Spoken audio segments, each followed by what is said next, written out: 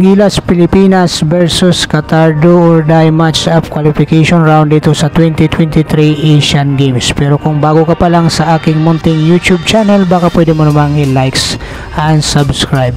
So dito nga mga koy, sa umpisa ng laban ay makikita natin ang determinasyon ng ating mga player dito sa laban na ito, sapagkat kitang kita natin sa mga mata ng ating Gilas player na hindi nila pagbibigyan itong Qatar sa laban na ito, dahil alam ng ating mga player at lalong lalo na ni Coach Timcon ang consequence dito kung sakasakali nga mga koys matatalo ang Gilas Pilipinas dito sa Qatar, kung saan dito nga mga koys ang batang Qatar player na si Musa ay nagpakita na magandang opensiba. Ngunit mga koys, iba pa rin ang matatawag na mga veterano, kung saan dito nga mga koys ay minamama nga lang ang mga Qatar ng ating Gilas Pilipinas player.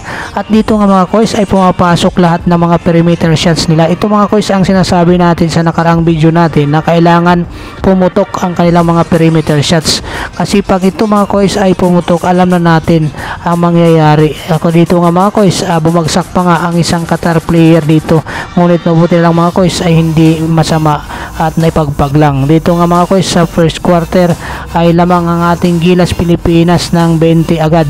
So dito nga koys, magandang pangitain nga ito ang ginagawa ng ating mga player at ng Gilas Pilipinas, at maganda ang paghahanda na ginawa nila dito sa Qatar. At ayaw nga ng ating mga player at lalong lalo na ni Coach Timcon na tayo ay umuwi ng maaga dito sa Asian Games, dahil pinapakita nila ang magandang depensa dito mga koys. Kitang kita natin dito na nasupalpal pa nga ni Japet Aguilar ang isang Qatar player, at itong si CJ Perez naman ay pinabalik niya ang kanyang magandang depensa at pagiging slasher nga dito mga koys. Walang magawa ang mga Qatar player dito sa ginagawa ng ating Gilas player, dahil kahit nga itong si Kwame nga mga koys ay nakadakdak pa nga ito ng harap-harapan mga koys.